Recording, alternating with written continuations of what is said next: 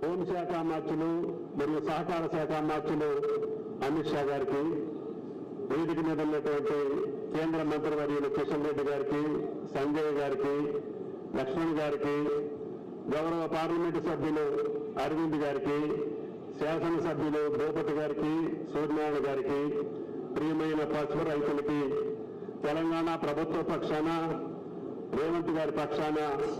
కేంద్ర ప్రభుత్వానికి గత అనేక సంవత్సరాలుగా మీరు కలలు కంటూ అనేక పోరాటాల ఫలితంగా ఈనాడు మోడీ గారి ఆధ్వర్యంలో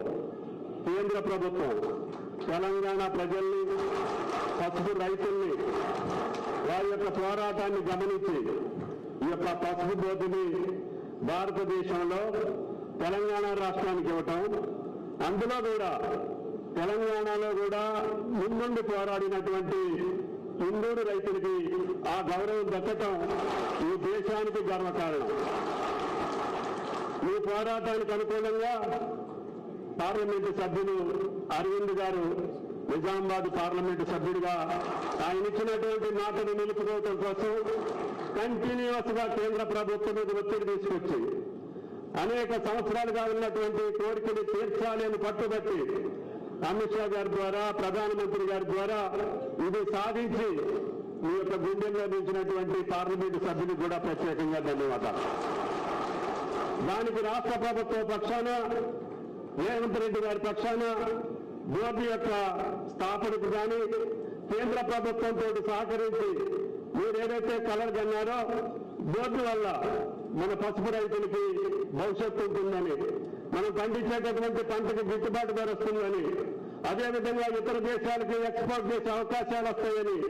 అదేవిధంగా మోడర్న్ మెకనైజేషన్ తోటి రైతులకు సులువైనటువంటి వ్యవసాయ పద్ధతులు నేర్చుకోవచ్చని, రీసెర్చ్ సెంటర్లు ఇక్కడే ఉంటాయని, తర్వాత మార్కెటింగ్ కి సంబంధించి బోర్డు అనుసంధానం చేస్తూ రైతులకి, ట్రేడర్స్ కి మధ్యన వారధిలాగా ఉండి ఎంత పండిస్తే డిమాండ్ ఉంటుందో అంతటికే పరిమితం చేసి పసుపు రైతు నష్టపోకుండా ఉండేదానికి ఈ పసుపు బోర్డు యొక్క కార్యక్రమాల్లో ప్రధానంగా భావించాలి అని చెప్పి బోర్డు అధ్యక్షునికి, రేపు నియమించబడేటటువంటి పూర్తి స్థాయి బోర్డు సభ్యులకు కూడా విజ్ఞప్తి చేస్తూ అమిత్ షా గారి యొక్క, మోడీ గారి యొక్క సహకారంతో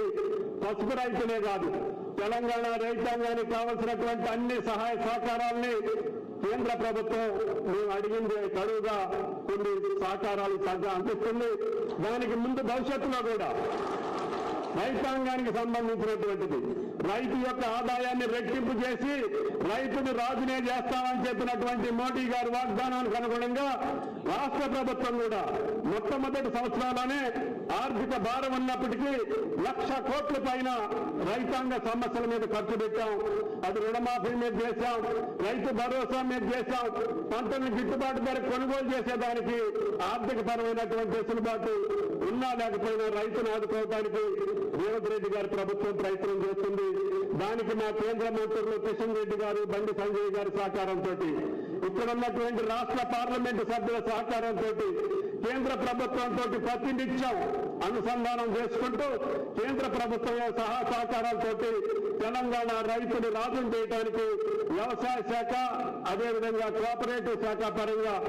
కోఆపరేటివ్ శాఖ కూడా అమిత్ షా గారి మంత్రిగా ఉన్నారు కాబట్టి మన రైతులకి భవిష్యత్తు ఉంటుందని చెప్పి ఆశిస్తూ ఈ అవకాశం ఇచ్చినటువంటి పసుపు రైతులకి, సాధించినటువంటి ఎంపీ గారికి, పోరాటం చేసినటువంటి ప్రతి ఒక్కరికి కూడా ధన్యవాదాలు తెలియజేస్తూ